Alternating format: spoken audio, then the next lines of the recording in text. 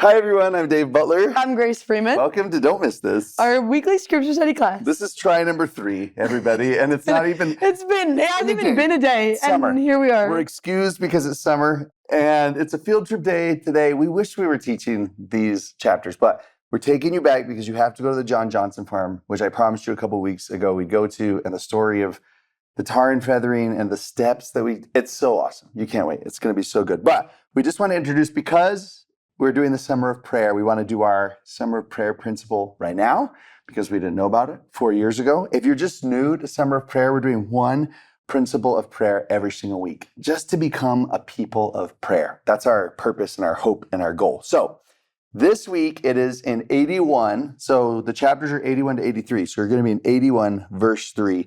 And look at these 4 different ways it says to pray always. Right in the middle of verse 3, it says, in prayer always, vocally and in thy heart, in public and in private.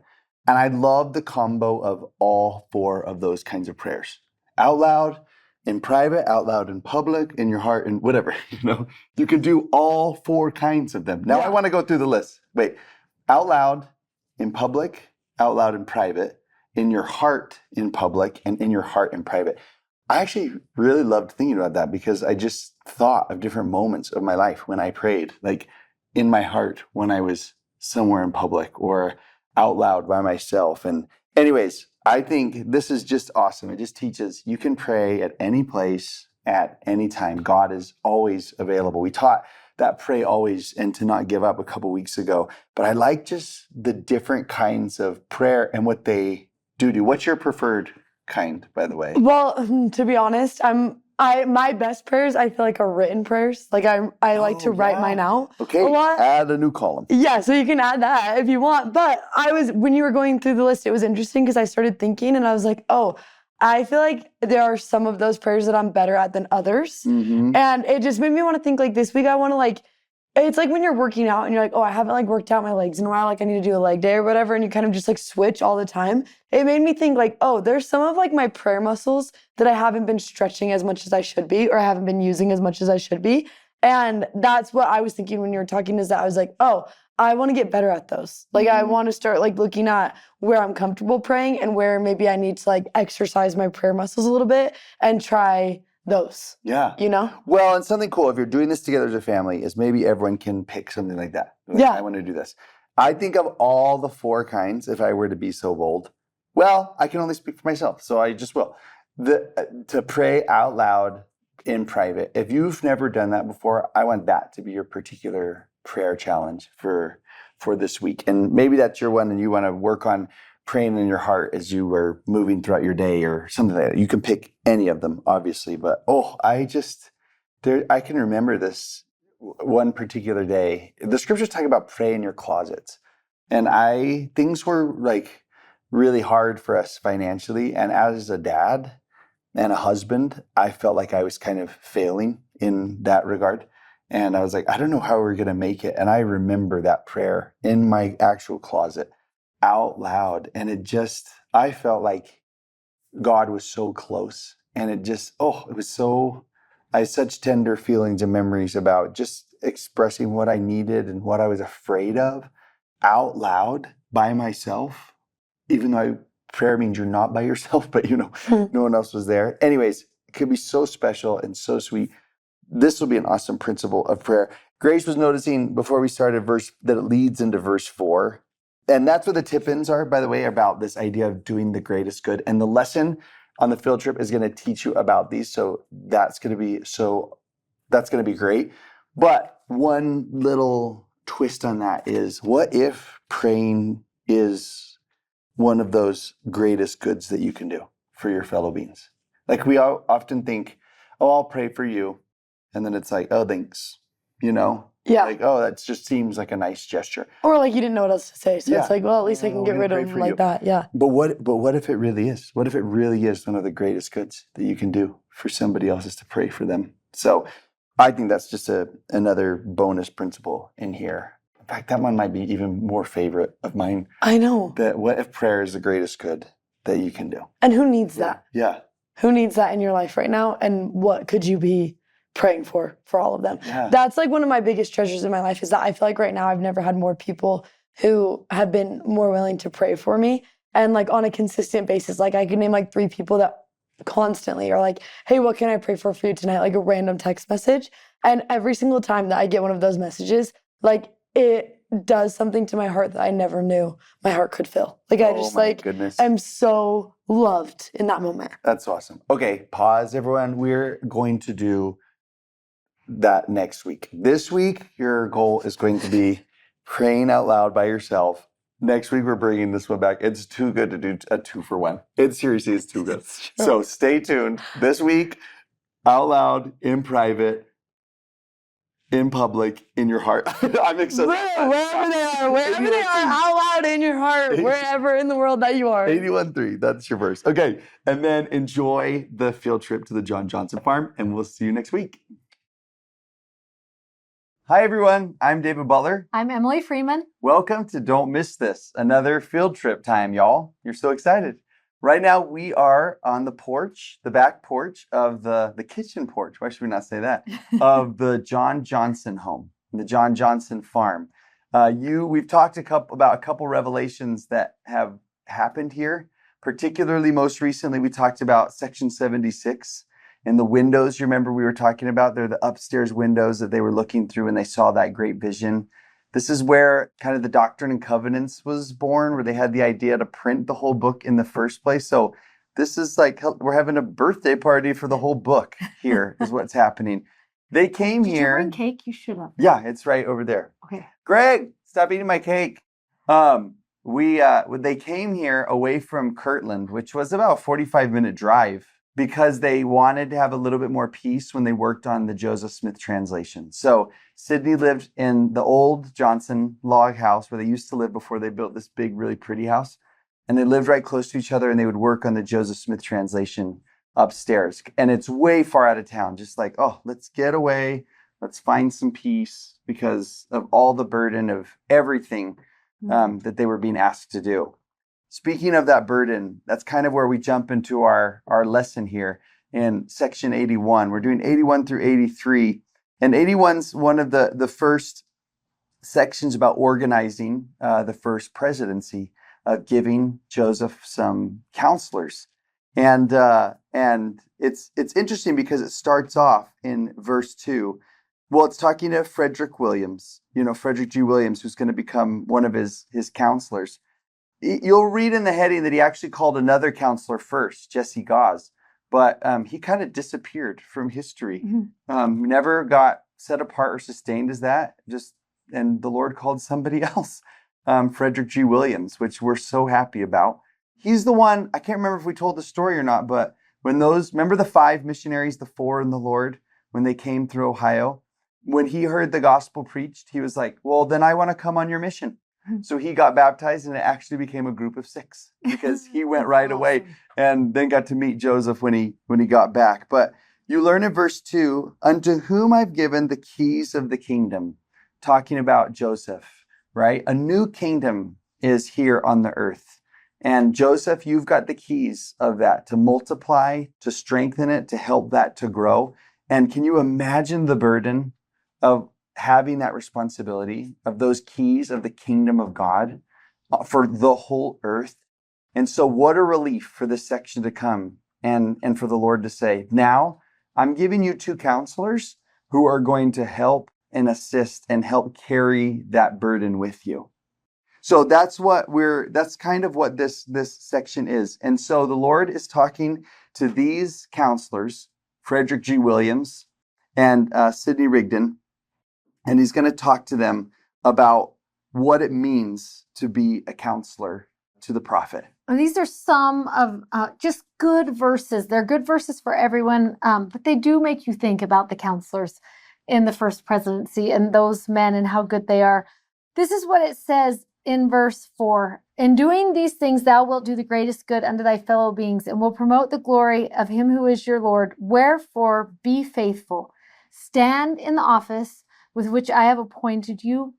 Succor the weak, lift up the hands which hang down, and strengthen the feeble knees. And we just love, as we look at this, and we think about what is the greatest good that they could do, and then where that's going to move forward into the lessons that we learn.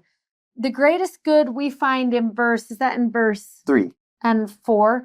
So in 3, it says, I acknowledge him, I will bless him, and if he is faithful in counsel and in the office which I have appointed unto him, in prayer always vocally and in thy heart, in public and in private, and also in thy ministry, in proclaiming the gospel in the land of the living and among thy brethren. And we just love those 3 things that he says, this will be how you will do the greatest good. It will be as you counsel, as you pray, and in your ministry, as you minister. And to think about that responsibility, but then to take those 3 things and go into that next verse that we love, verse 5.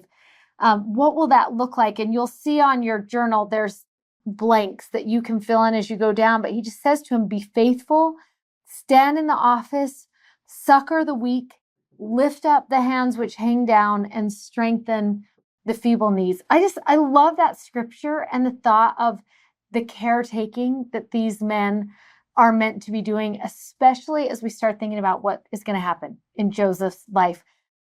Because they are going to enter into this period of persecution, not just from without the church, but also within the church. And this home speaks of those stories. You know, if you just think about the stories this house could tell of the things that happened right here and how much Joseph would be in need of friends who would stand by him and who would lift and succor and strengthen. That's one of the lessons we learn from this house. One of the things Joseph would need most. Yeah, and that those words, what a powerful description of what the work of the kingdom actually is. They hold the keys of the kingdom, and you're like, it's not about organizations.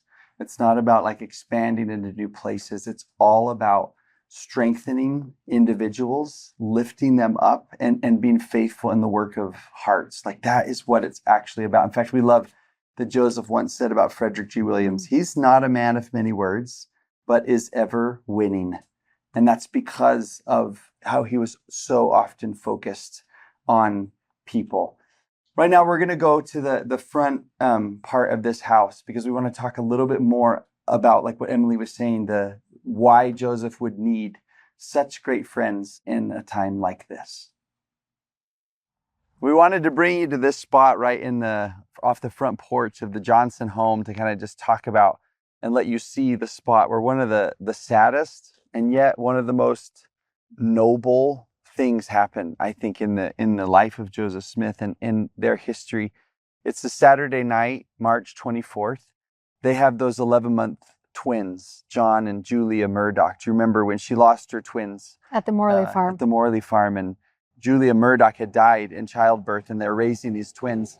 They've been sick with the measles, so Joseph and Emma have been going back and forth all night long, taking turns. And Emma is having her turn, and she's nursing one of the twins, and Joseph is just dozing off when a mob breaks through this front door and grabs Joseph. He's actually woken up by Emma screaming murder, like literally screaming the word murder, probably to wake up other people in the house. And Joseph says, they had me by the hair and by the pants and by the arms, trying to pull him out. There was a man who was there. His name was Warren Waste, and he says he was a self-proclaimed strongest person in this area. And he said, he is the hardest person I've ever had to hold on to. And they threatened him and said, we'll kill you if you don't stop moving, which is why he kind of stops. And they pull him out of here. He actually kicks Warren right off of the staircase. And it makes him so mad that he gets up and he chokes him until he goes unconscious. And they drag him about 30 yards that way. And when he wakes back up, he actually sees the body of Sidney Rigdon, just bloody and lifeless, laying out there in the fields. And he realizes at that point probably what they're going to do to him. And he asks them for mercy. Will you give me mercy? And one of them says, you had better call upon your God for mercy because we have none for you. And they pulled together a council of deciding what they're going to do with him. They strip him naked. They scratch down his body. and then they bring a bucket of tar over that has kind of just acid in it. And they shove first the tar paddle down his throat and fill his mouth and throat with the tar and just cover his body. He's in and out of consciousness. There's actually several times later in Nauvoo, and he says at one point he dies and sees like the scene happening, but comes back into his body. They try to shove poison down his mouth. It chips one of his teeth. He'll actually talk with a little bit of a whistle for the rest of his life and have a limp because of everything that happens here. But they just leave him tarred and feathered and broken out in the field. And when he wakes up, he gets the tar out of his mouth enough to be able to breathe. And he actually sees the light of a lantern that he found out later was Father Johnson's lantern. Everybody was out looking for where he was in the fields. And he starts to crawl toward it. Emma, by this point, has come down off the porch, and she sees him and thinks that the tar is blood, and she faints. And just the character of this man, he comes over to her and starts yelling at everybody to help. And it's when he yells at everybody to help, they realize, oh, it's you. And he's put a blanket on, and they take him in here, and they spend the whole night with a knife scraping that tar off of him. And he says it's not until morning that he can, put his clothes back on. But it'll be about 6 days later that one of the twins, John, will actually die because of the exposure of that night air, just a cold March night from already being sick, and will die because of, everything that happens here. It just is horrifying to think of something like that happening. The newspaper, either the next day or that next Monday, actually praised the act of what happened, and then said this: it was a base transaction, an unlawful act, a work of darkness, a diabolical trick. But bad as it was, it proves that Satan has more power than the pretended prophets of Mormonism. What that newspaper did not report was the very next morning was a Sunday morning, and they used to gather in this field here with a little bowery for shade.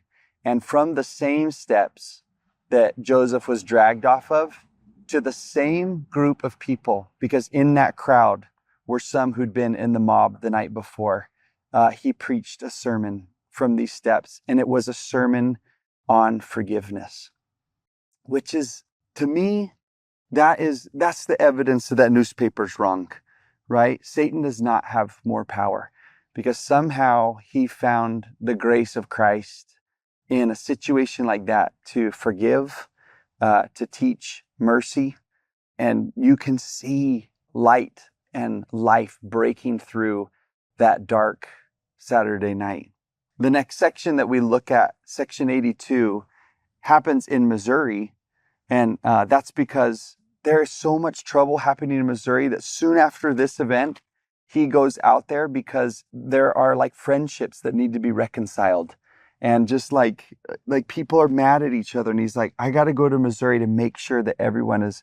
I mean, you see scenes like that and you're just like, wait a second. No, the devil has not won, because there is still mercy and forgiveness and friendship and love in the middle of all of this. And you love how 82 starts out. If you just go to 82 verse 1, it says this: verily, verily, I say unto you, my servants, that inasmuch as you have forgiven one another your trespasses, even so I, the Lord, forgive you. And you just wonder if this is a lesson that is still so fresh in Joseph's mind from what just happened. And that topic is just still so close to his heart there. I love also that, remember we've talked about before, forgiveness is so important to Joseph. It's what he's constantly asking for from the Lord. And the thought that he has come to learn that if he can learn how to forgive those who have wronged him, it makes it easier for the Lord to forgive him. And I just love him learning that lesson and then teaching that lesson. Yeah, I was just reading earlier today that he writes this letter to Emma on this Missouri trip. And he, what does he say to her? He says, "Oh, I have found this little grove out back behind this house that he's staying at." And he says, "I go out there where I'm not under the eyes of any mortals. And I kneel down and I pray for forgiveness. And I shed tears for my sorrow, for allowing the adversary of my soul to have so much power over me." But then he says, "But God is merciful and has forgiven my sins. And I rejoice that he sends forth the Comforter to all those who believe and humble themselves before him." I mean, really, it's just on that same trip. He's just thinking about that all the time. And I love that that's how he starts. And I love also that he can ask that of them because he's practicing it himself. Third verse in here is also a lesson that I think is coming to him now that he's really thinking through. In verse 3, this is a verse you've probably heard before. It says, "For of him unto whom much is given, much is required." Joseph's been in this long enough now to probably start realizing what that looks like. To whom much is given, much is required. And as he thinks about that, this is one of my favorite verses in the Doctrine and Covenants. Many, many years ago, when Josh was 3 years old, he was diagnosed with diabetes. Many of you have heard me talk about that before. That was a really hard time and a hard diagnosis, especially when the child is 3, because it's just a diagnosis they don't understand. And we brought Josh home from the hospital and brought home everything that we would use to keep him alive. We brought home everything we'd use to poke his finger with 3 or 5 times a day, depending on what was going on. To make him bleed and test his blood sugar. We brought home the shots that we would give him every single time he wanted to eat something. We came home with all of the notes and everything that they had told us, what to do if he has a seizure, what to do if he goes low, what to do if he goes high. We had come home with just all of this information. We stayed at the hospital for 5 days, and I felt like we had taken a semester of the hardest college class I'd ever taken by the time we walked back in the door of everything that we would need to know for him.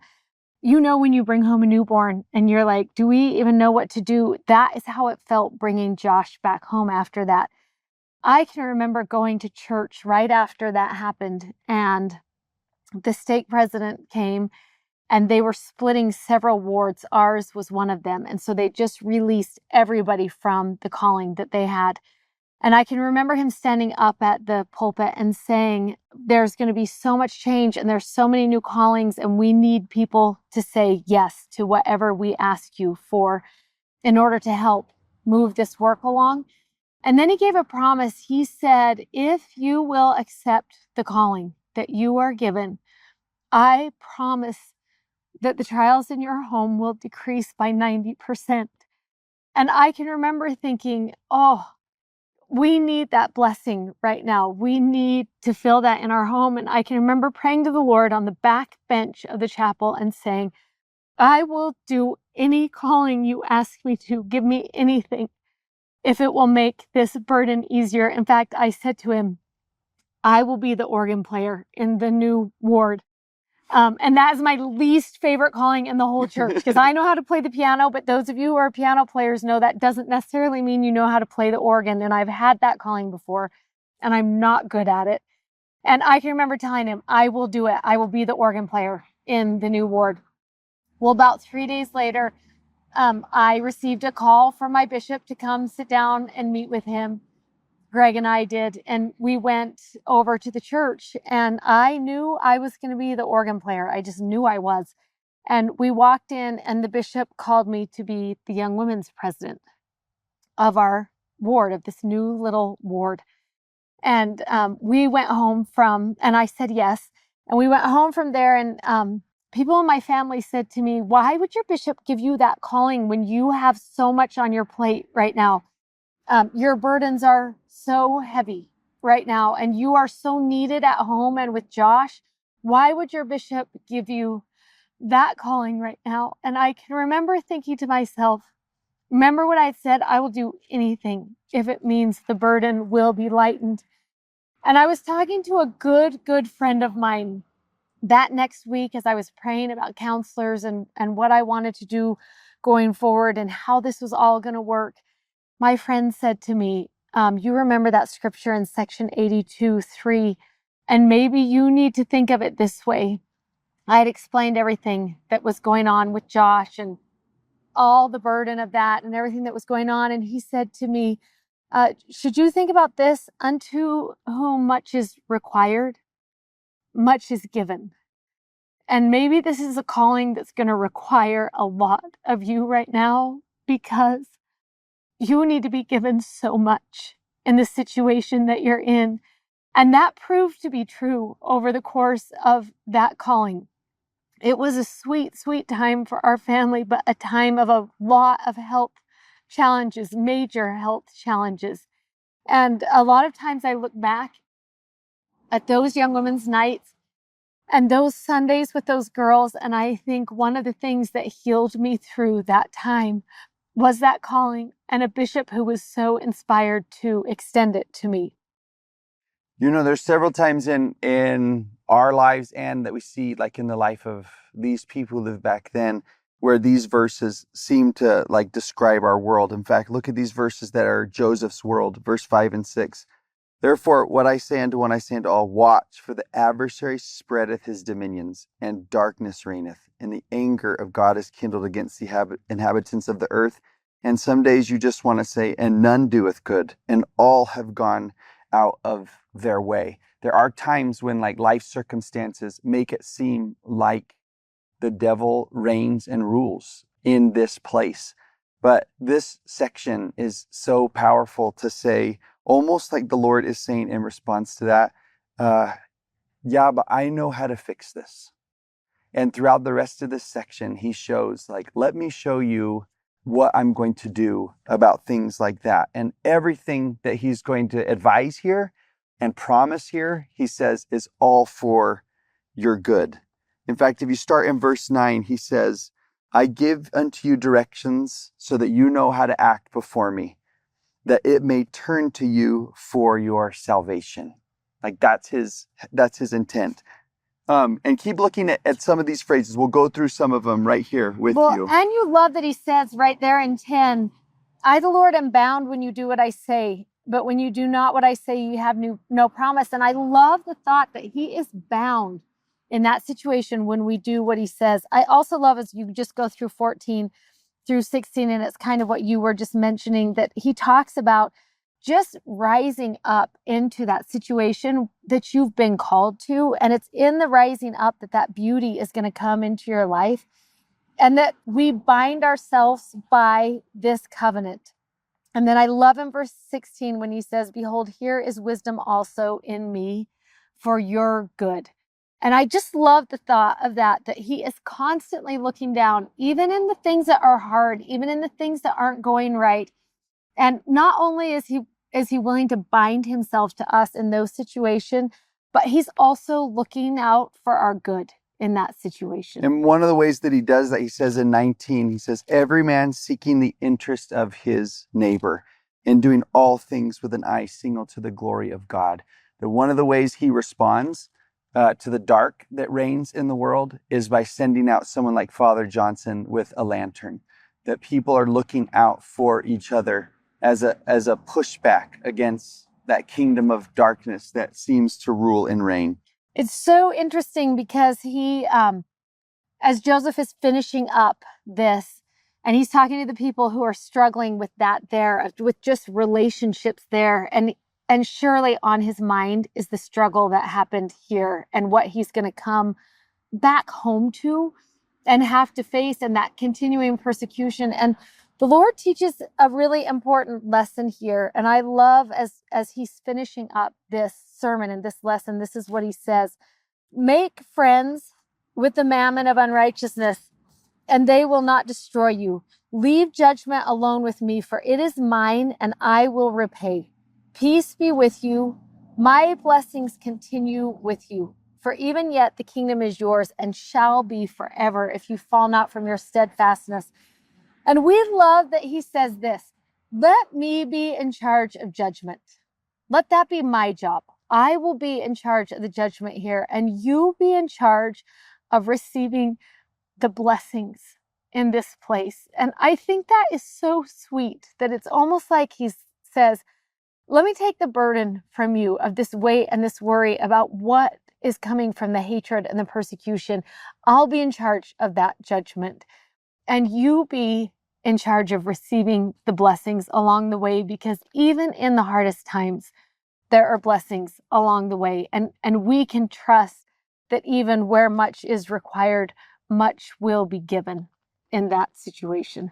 That night of Saturday night, March 24th, 1832, it seemed like darkness really was reigning and that the devil was prince and god of this world. But the morning of March 25th proved otherwise, that there is a different kingdom growing and filling this world. And it's a kingdom of forgiveness and mercy and truth and light. And it's so powerful to see just that one little bit of light starts to dispel the darkness of that other kingdom. It's just a beautiful principle.